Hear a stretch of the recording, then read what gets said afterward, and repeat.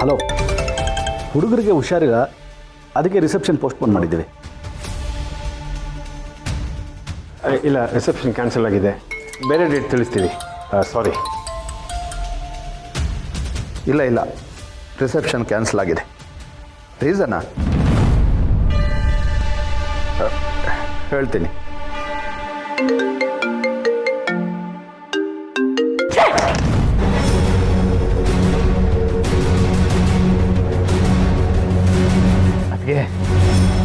ಅಂತ ಹುಡುಗಿನ ನಾನು ಒಪ್ಕೋತೀನಿ ಅಂತ ನೀನ್ ಹೇಗೆ ಅನ್ಕೊಂಡೆ ಚಿರು?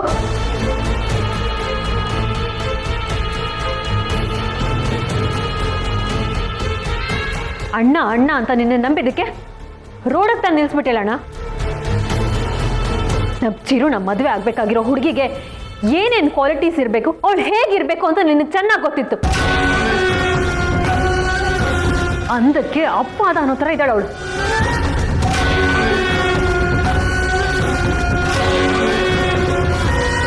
ಅಂತ ಹುಡುಗಿಗೆ ನಮ್ಮ ಚಿರು ಕೈಲಿ ತಾಳಿ ಕಟ್ಸಕ್ಕೆ ನಿಂಗೆ ಹೇಗಣ ಮನ್ಸು ಬಂತು? ನಾನು ನಿನಗೆ ಫೋನ್ ಮಾಡಿ ವಿಷಯ ತಿಳ್ಸಕ್ಕೆ ಟ್ರೈ ಮಾಡಿದೆ ಸೌಂದರ್ಯ, ಆದರೆ ಅದಾಗಲಿಲ್ಲ. ಅದು ಅಲ್ಲದೆ ಅವರೆಲ್ಲ ಮಚ್ಚಿ ತಗೊಂಡು ಬಂದಿದ್ರು. ಚಿರು ಜೀವ ಉಳಿಸ್ಕೊಂಡು ಬಂದಿದ್ದೆ ದೊಡ್ಡ ವಿಷಯ. ಈ ಥರ ಹೆದರ್ಸ್ತಾ ಇದ್ದಾರೆ ಅಂತ ನನ್ನ ಹತ್ರ ಒಂದು ಮಾತು ಹೇಳಿದ್ರೆ ಚಿಟಿಕೆ ಹೊಡೆಯೋಷ್ಟರಲ್ಲಿ ಪೊಲೀಸ್ ಫೋರ್ಸ್ನ ಕಣ್ಣು ಮುಂದೆ ತಂದು ನಿಲ್ಲಿಸ್ತಾ ಇದ್ದೆ. ನಾನು ಎರಡೆರಡು ಸಲ ನಿನಗೆ ಫೋನ್ ಮಾಡಿದೆ ಸೌಂದರ್ಯ, ನೀನು ನನಗೆ ಮಾತಾಡೋಕ್ಕೆ ಬಿಡಲಿಲ್ಲ. ಅದೇ ಮುಹೂರ್ತದಲ್ಲಿ ಮದುವೆ ಆಗಬೇಕು, ಯಾವುದೇ ಕಾರಣಕ್ಕೂ ಮದುವೆ ನಿಲ್ಬಾರ್ದು, ಮದುವೆ ಮಾಡಿಸು ಅಂತ ಹೇಳಿದೆ ನೀನು. ಆ ಗಲಾಟೆನಲ್ಲಿ ನನಗೆ ನಿನ್ನ ಮಾತು ಕೇಳಿಸ್ತಾನೆ ಇರಲಿಲ್ಲ. ನನಗೇನು ಮಾಡಲಿ? ಅದೆಲ್ಲ ನನಗೆ ಹೇಗೆ ಗೊತ್ತಾಗಬೇಕು ಸೌಂದರ್ಯ? ಆ ಮೂಮೆಂಟಲ್ಲಿ ಏನು ಮಾಡಬೇಕು ನಾನು ಅದನ್ನು ಮಾಡಿದೆ. ನೀನು ಅದೇ ಮುಹೂರ್ತದಲ್ಲಿ ಮದುವೆ ಮಾಡಬೇಕು ಅಂತ ಹೇಳಿದ ಮಾತ್ರ ಕೇಳಿಸ್ತು ಅಷ್ಟೇ. ತಪ್ಪು ಮಾಡಿಬಿಟ್ಟೆ, ನಿಮ್ಮನ್ನೆಲ್ಲ ನಂಬಿ ನಾನು ದೊಡ್ಡ ತಪ್ಪು ಮಾಡಿಬಿಟ್ಟೆ.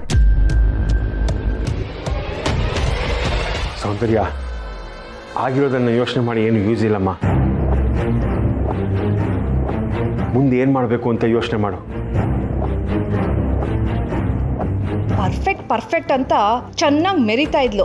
ಈಗ ಏನೋ ಎಡವಟ್ ಮಾಡ್ಕೊಂಡಿದ್ದಾಳೆ. ಇನ್ಮೇಲಾದ್ರೂ ಈ ಮನೇಲಿ ನನಗೆ ಒಂದು ಲೆವೆಲಲ್ಲಿ ಮರ್ಯಾದೆ ಸಿಗ್ಬೋದೇನೋ. ಮಾವ, ನೀವೇ ಹೇಳಿ, ನನಗೇನು ಮಾಡಲಿ? ನನಗೇನು ತೋಚ್ತಾ ಇಲ್ಲ. ಈ ಮನೆ ಎಲ್ಲ ನಿರ್ಧಾರಗಳನ್ನ ನಿನಗೆ ಬಿಟ್ಟಿದ್ದೀನಿ. ಅದರಲ್ಲೂ ಚಿರು ವಿಚಾರದಲ್ಲಂತೂ ನಾನು ಯಾವುದೇ ಕಾರಣಕ್ಕೂ ಮೂಗು ತೋರಿಸಲ್ಲ.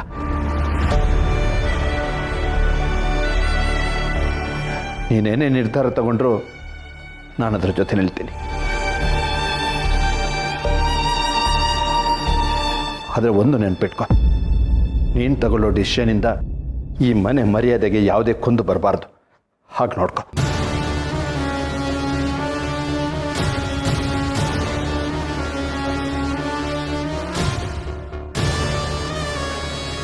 ಮನೆ ಮಗನ ಲೈಫ್ ಹಾಳಾಗಿದೆ, ಇಷ್ಟಾದ್ರೂ ಇವಳ ಪರನೇ ನಿಲ್ತಾರಲ್ಲ. ಆಗಿದ್ದಾಗೋಯ್ತು. ಬೇಕೋ ಬೇಡವೋ ನನ್ನ ತಮ್ಮನ ಕೈಯಿಂದ ಆ ಹುಡುಗಿ ಕುತ್ತಿಗೆಗೆ ತಾಳಿ ಬಿದ್ದಾಗಿದೆ.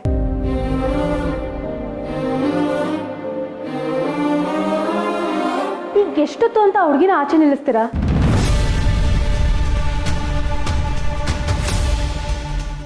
ಇರೋದನ್ನ ಹೇಳಿದ್ರೆ ಸಿಟ್ಟಿ ಯಾಕೆ? ಅರ್ಚನಾ,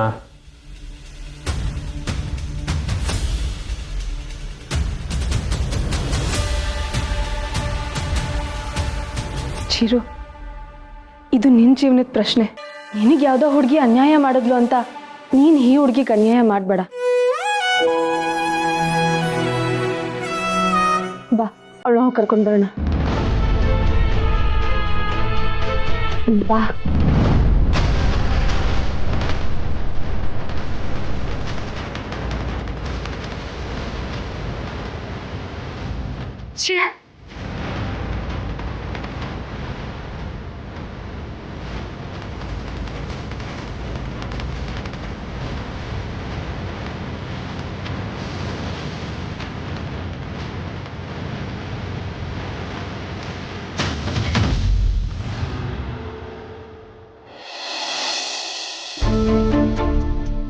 ಕಣ್ರಿ, ನಮ್ಮ ರೂಪ ಓಡ್ ಹೋಗ್ಬಿಟ್ಲು.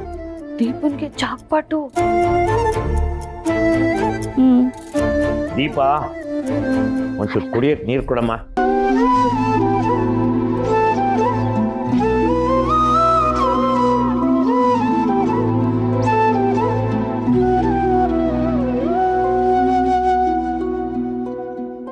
ದೀಪು ಎಲ್ಲಿದ್ದಾಳೆ ರೀ?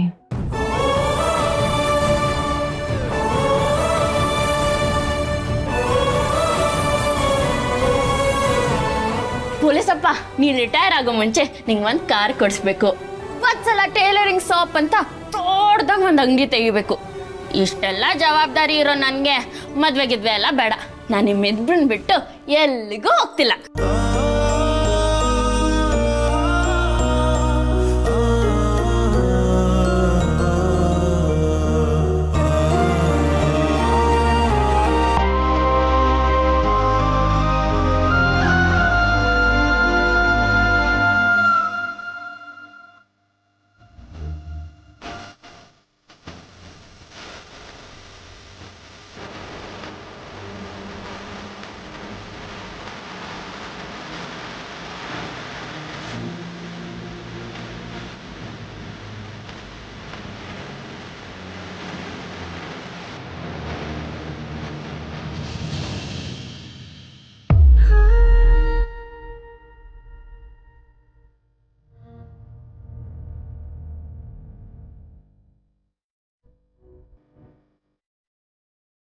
ನನಗೂ ಅವಳು ತುಂಬ ನೆನಪಾಗ್ತಿದ್ದಾಳೆ ರೀ. ಒಂದು ಫೋನ್ ಮಾಡಿ ಮಾತಾಡೋಣ. ಈಗಷ್ಟೇ ಮನೆ ಸೇರಿರ್ತಾರೆ, ಅವ್ರಿಗೆ ನಾವು ಫೋನ್ ಮಾಡಿ ತೊಂದರೆ ಮಾಡೋದು ಬೇಡ.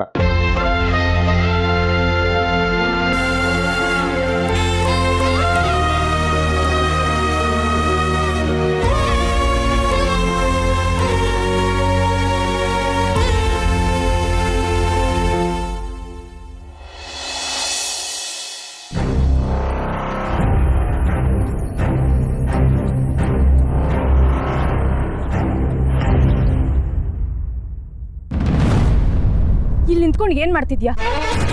ಹೊರಡು ಅಂತ ಹೇಳಿದ್ರು, ಎಲ್ಲರ ಮುಂದೆ ಮರ್ಯಾದೆ ತೆಗೆದ್ರು, ಕಲ್ಬಂಡೆ ಹಾಗೆ ನಿಂತಿದ್ಯಲ್ಲ, ಹೊರಡು.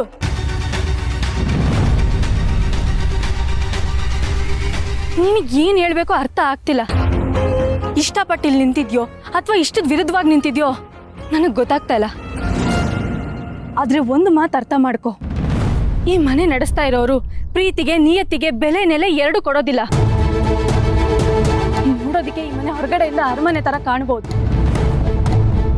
ಆದ್ರೆ ಇದು ಎಲ್ಲಾರ ಭಾವನೆಗಳನ್ನ ಹೂತಾಕಿ ಯಾರೋ ಒಬ್ರು ಅಂಗೈಯಲ್ಲಿ ಆಟ ಆಡಿಸ್ತಾ ಇರೋ ಸೆರೆಮನೆ ಇದು.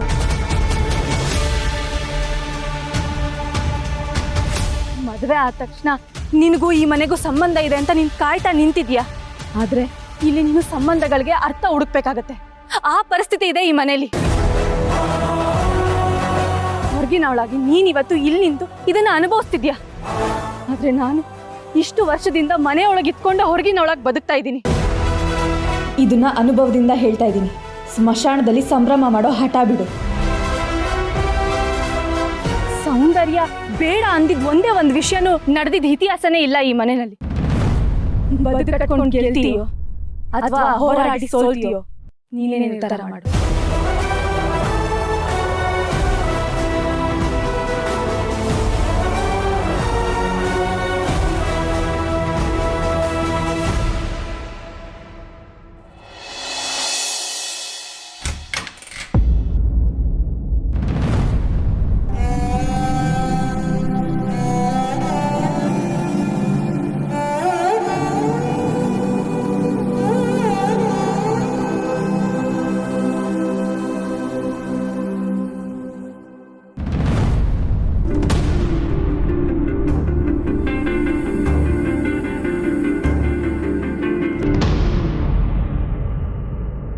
ನೀನು ಇಷ್ಟ ಅಂತ ಹೇಳಿದ್ಯಲ್ಲ, ಇನ್ನು ಇವಳೇ ನಿನ್ನ ಹೆಂಡ್ತಿ.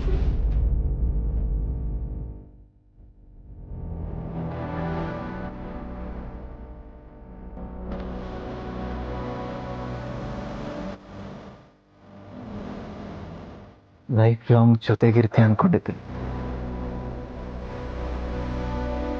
ಆದ್ರೆ ಲೈಫ್ ಲಾಂಗ್ ನನ್ನ ಕಾಡೋ ನೆನಪಾಗಿ ಉಳಿತಿ ಅನ್ಕೊಂಡಿರ್ಲಿಲ್ಲ.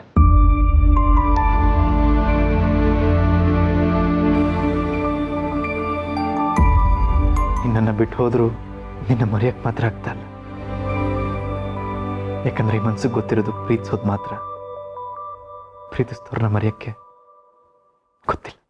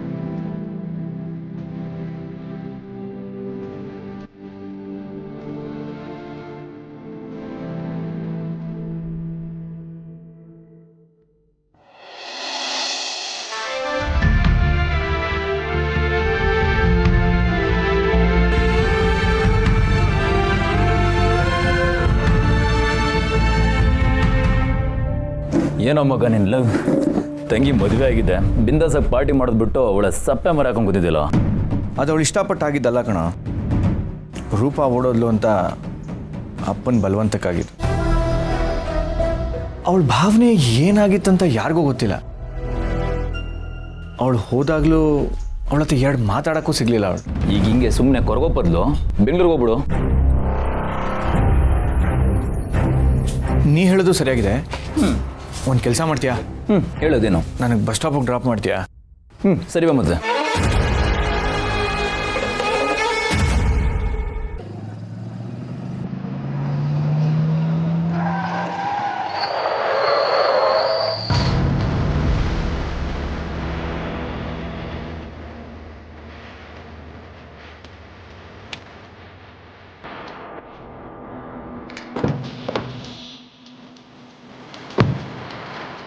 ಏಯ್ ನಾನ್ಸೆನ್ಸ್, ಸಾಯೋದಕ್ಕೆ ನಿನ್ಗೆ ನನ್ನ ಕ್ಲಾಸಿಗೆ ಕರೆಯಬೇಕಿತ್ತ? ಓಹೋ, ಹೆಣ್ಮಗು ರಾಂಗ್ ರೂಟಲ್ಲಿ ಬಂದು ನನಗೆ ಬೋಧನೆ ಮಾಡ್ತಾ ಇದೆಯಾ? ಇದನ್ನ ನಮ್ಮ ಕಡೆ ಕೊಬ್ಬು ಅಂತಾರೆ. ಏಯ್, ನನಗೆ ಕೊಬ್ಬು ಅಂತ ಹೇಳ್ತೀಯಾ? ನಾನು ಯಾರು ಅಂತ ಗೊತ್ತಾ? ನೀನು ಯಾರಾದ್ರೆ ನನಗೇನು? ಮಗ, ಅವ್ರ ಎಸ್ ಐ ನಾಗರಾಜ್ ಅವ್ರ ಮಗಳು. ಈಗ ನಾನು ಯಾರು ಅಂತ ಗೊತ್ತಾಯ್ತಲ್ಲ. ಮಾಡಿರೋ ತಪ್ಪಿಗೆ ಸಾರಿ ಕೇಳಿ ಸಲ್ಯೂಟ್ ಹೊಡೆದು 1000 ರೂಪಾಯಿ ಕಾಂಪೆನ್ಸೇಷನ್ ಕೊಟ್ಟು ಹೋಗು. ಅಪ್ಪ ಮಗಳಿಬ್ರು ಲಂಚ ತಗೊಳ್ಳೋದ್ರಲ್ಲಿ ಎಕ್ಸ್ಪರ್ಟ್ ಅನ್ಸುತ್ತೆ. ಅಲ್ಲ, ಈ ಥರ ಹೈಟೆಕ್ ಭಿಕ್ಷಾಟನೆ ಮಾಡ್ತೀರಾ? ಏಯ್, ಜಸ್ಟ್ ಮೈಂಡ್ ಯೋರ್ ಟಂಗ್.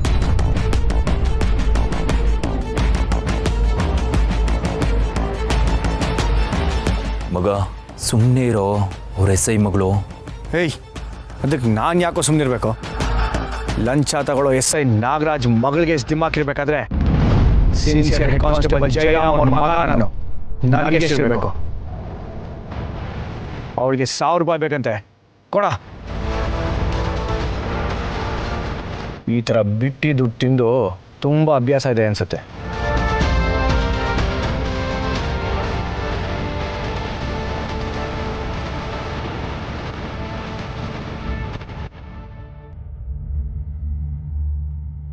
ಏಯ್, ನಿನ್ನಂತ ಗತಿ ಇಲ್ದಿರೋನ ಹತ್ರ ನಾನು ಯಾಕೋ ದುಡ್ಡು ತಗೊಳ್ಳಿ? ತಗೋ, 1000 ರೂಪಾಯಿ ಜೊತೆ 2000 ರೂಪಾಯಿ ಸೇರಿಸ್ಕೊಡ್ತಾ ಇದ್ದೀನಿ. ನಿನ್ನ ಡಬ್ಬಾ ಗಾಡಿನ ರಿಪೇರಿ ಮಾಡಿಸ್ಕೊ.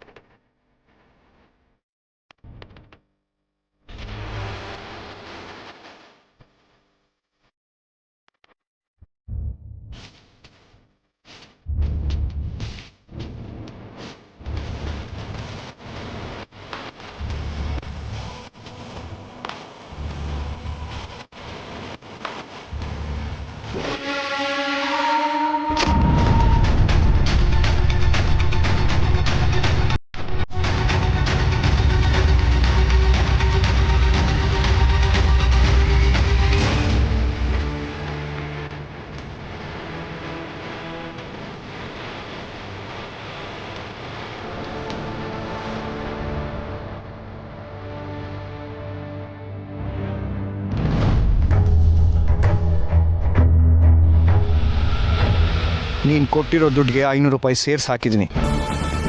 ಒಳ್ಳೆ ಶೋರೂಮಲ್ಲಿ ಗಾಡಿ ಬಿಟ್ಟು ತೊಳಸ್ಕೊ, ಹಾಗೆ ನಿನ್ನ ತಲೆ ಕೂಡ.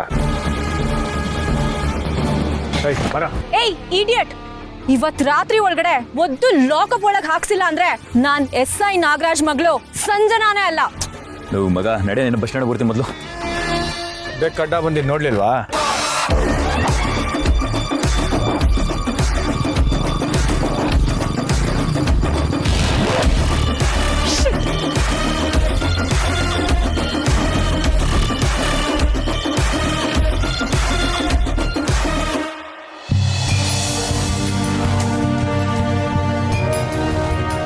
ಇವತ್ತಿಂದ ನೀನು ಆ ಮನೆಗೆ ಸೇರಿದವಳು. ನಿನ್ನ ಗಂಡನ ಮನೆಯಲ್ಲಿ ಏನೇ ಕಷ್ಟ ಬಂದರೂ ಎಲ್ಲನೂ ಸವರಿಸ್ಕೊಂಡು ಹೋಗೋ ಶಕ್ತಿ ನಿನಗಿದೆ. ಇನ್ಮೇಲೆ ನಿನ್ನ ಮನೆ ಅಂತ ಇದ್ರೆ ಅದು ನಿನ್ನ ಗಂಡನ ಮನೆನೇ, ಈ ಮನೆ ಅಲ್ಲ.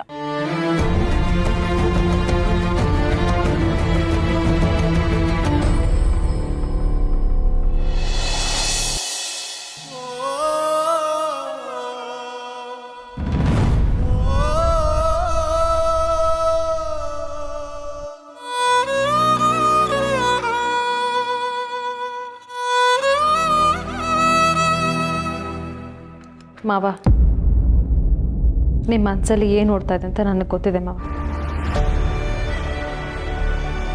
ತಾಳಿ ಕಟ್ಟಿಸಿ ಕರ್ಕೊಂಡು ಬಂದಿರೋ ಹುಡುಗಿನ ಮನೆಯಿಂದ ಹೊರಗೆ ನಿಲ್ಲಿಸಿರೋದು ಎಷ್ಟರ ಮಟ್ಟಿಗೆ ಸರಿ ಅಂತ ಅಲ್ವಾ? ನಾನು ತುಂಬ ಕ್ರೂರಿ ಅಂತಲೂ ನಿಮಗೆ ಅನ್ನಿಸ್ತಾ ಇದೆ ಅಲ್ವಾ? ಛೆ, ಹಾಗೇನೂ ಇಲ್ಲಮ್ಮ. ಆ ಜಾಗದಲ್ಲಿ ಯಾರೇ ಇದ್ದಿದ್ರು ನಾವು ಕರುಣೆ ತೋರಿಸ್ತಾ ಇದ್ವಲ್ಲ. ಹಾಗೆ ನೋಡೋಕೆ ಹೋದ್ರೆ ಅವಳು ಈ ಮನೆ ಸೊಸೆ. ಈ ಅಂದ, ಈ ಬಣ್ಣ, ಮನುಷ್ಯತ್ವ ಅನ್ನೋದು. ಮಾವ, ಇದ್ರ ಬಗ್ಗೆ ಎಲ್ಲ ನಾನು ಯೋಚನೆ ಮಾಡಿಲ್ಲ ಅಂತ ನಿಮಗೆ ಅನ್ನಿಸ್ತಾ ಇದೆಯಾ? ನಾನು ಹೀಗೆ ಮಾಡ್ತಾ ಇದ್ದೀನಿ ಅಂದರೆ ಅದಕ್ಕೆ ಕಾರಣ ನಮ್ಮ ಚಿರು ಸಂತೋಷವಾಗಿರಬೇಕು ಅಂತ, ಅವನ ಭವಿಷ್ಯ ಚೆನ್ನಾಗಿರಬೇಕು ಅಂತ ಮಾವ. ಚಿಕ್ಕ ವಯಸ್ಸಿಂದನೂ ಪಾಪ ಚಿರಾಗ್ಗೆ ಪ್ರೀತಿ ಸಿಕ್ಕೇ ಇಲ್ಲ. ಮನೆಯವ್ರಿಗೆಲ್ಲರಿಂದನೂ ದೂರನೇ ಇದ್ದ. ಅವನ ಮನಸ್ಸಲ್ಲಿ ಆ ಕೋರಿಕೆ ಇತ್ತೇ ಇದೆ. ಕಡೆ ಪಕ್ಷ ಅವನ ಮದುವೆ ಆಗೋ ಹುಡುಗಿಯಿಂದನಾದರೂ ಅವನಿಗೆ ಪ್ರೀತಿ ಸಿಗುತ್ತೆ, ಒಂದು ಒಳ್ಳೆ ಕಂಪಾನಿಯನ್ ಸಿಗ್ತಾಳೆ ಅಂತ ನಾನು ಅಂದ್ಕೊಂಡಿದ್ದೆ. ಆದರೆ ಇಷ್ಟ ಇಲ್ಲದೆ ಇರೋ ಹೆಂಡತಿಯಿಂದ ಅವನಿಗೆ ಪ್ರೀತಿ ಸಿಗುತ್ತಾ? ಅಥವಾ ಅವನಾದರೂ ಅವಳನ್ನ ಪ್ರೀತಿ ಮಾಡೋಕ್ಕೆ ಸಾಧ್ಯನಾ? ನೀನು ಹೇಳ್ತಿರೋದು ತಪ್ಪು ಅಂತ ನಾನು ಹೇಳ್ತಿಲ್ಲಮ್ಮ. ಆ ಹುಡುಗಿಗೆ ಅಯ್ಯೋ ಪಾಪ ಅಂತ ಈ ಮನೇಲಿ ಜಾಗ ಕೊಡಬಹುದು, ಆದರೆ ನಮ್ಮ ಚಿರು ಮನಸ್ಸಲ್ಲಿ ಅವಳಿಗೆ ಜಾಗ ಸಿಗುತ್ತಾ? ಇನ್ನು 10 ವರ್ಷ ಹೋದರೂ ನಮ್ಮ ಚಿರು ಆ ಹುಡುಗಿನ ಹೆಂಡತಿ ಅಂತ ಆಕ್ಸೆಪ್ಟ್ ಮಾಡಲ್ಲ ಮಾವ. ಯಾಕಂದರೆ ಮದುವೆ ಆಗಬೇಕಾಗಿರೋ ಹುಡುಗಿ ಬಗ್ಗೆ ಅವನು ಎಷ್ಟು ಆಸೆ, ಆಕಾಂಕ್ಷೆಗಳನ್ನ, ನಿರೀಕ್ಷೆಗಳನ್ನ ಇಟ್ಕೊಂಡಿದ್ದ. ಆದರೆ ಆ ಹುಡುಗಿ ನಮ್ಮ ಚಿರು ಎಕ್ಸ್ಪೆಕ್ಟೇಷನ್ಗೆ 10% ಕೂಡ ಮ್ಯಾಚ್ ಆಗಲ್ಲ ಮಾವ. ಈ ಸಂಬಂಧ ಮುಂದುವರಿಯಲ್ಲ ಅಂತ ಗೊತ್ತಿದ್ದು ಸುಮ್ಮನೆ ಆ ಹುಡುಗಿನ ಮನೆ ಒಳಗೆ ಕರೆಸಿ ಅವಳ ಮನಸ್ಸಲ್ಲಿ ಆಸೆಗಳನ್ನ ಹುಟ್ಟಿಸೋ ಬದಲು ಅಲ್ಲಿಂದಾನೇ ಕಳಿಸ್ಬಿಟ್ರೆ ಅವಳು ಇನ್ನೊಂದು ಜೀವನ ಕಟ್ಕೋತಾಳಲ್ವಾ? ಆದರೂ ಈಗ ಮದುವೆ ಆಗಿದೆ, ಜನರಿಗೆಲ್ಲ ವಿಷಯ ಗೊತ್ತಾಗಿದೆ. ಈಗ ಏನು ಮಾಡೋದು? ಇಷ್ಟ ಇಲ್ಲದೆ ಇದ್ರು ಈ ಸಮಾಜದ ಒತ್ತಡಕ್ಕೆ ಮದುವೆ ಅನ್ನೋ ಕೊಂಡಿಗೆ ಸಿಕ್ಕಾಕೊಂಡು ಆ ಹುಡುಗಿ, ನಮ್ಮ ಚಿರು ಇಬ್ಬರು ಒತ್ತಡೋದು ಬೇಡ ಅಲ್ವಾ? ಅವರಿಬ್ಬರು ನೆಮ್ಮದಿಗಿಂತ ಸಮಾಜ, ಪ್ರತಿಷ್ಠೆ, ಗೌರವನೇ ಇಂಪಾರ್ಟೆಂಟ್ ಅನ್ನೋದಾದರೆ ಈಗಲೇ ಹೋಗಿ ಅವಳನ್ನ ಕರ್ಕೊಂಬರ್ತೀನಿ. ಸೋದರಿ ನಿಂತ್ಕೊಮ್ಮ. ಇವತ್ತು ನೀನು ತಗೊಂಡಿರೋ ನಿರ್ಧಾರ ನಾಳೆ ನಮ್ಮೆಲ್ಲರ ನೆಮ್ಮದಿಗೆ ಕಾರಣ ಆಗಲಿ.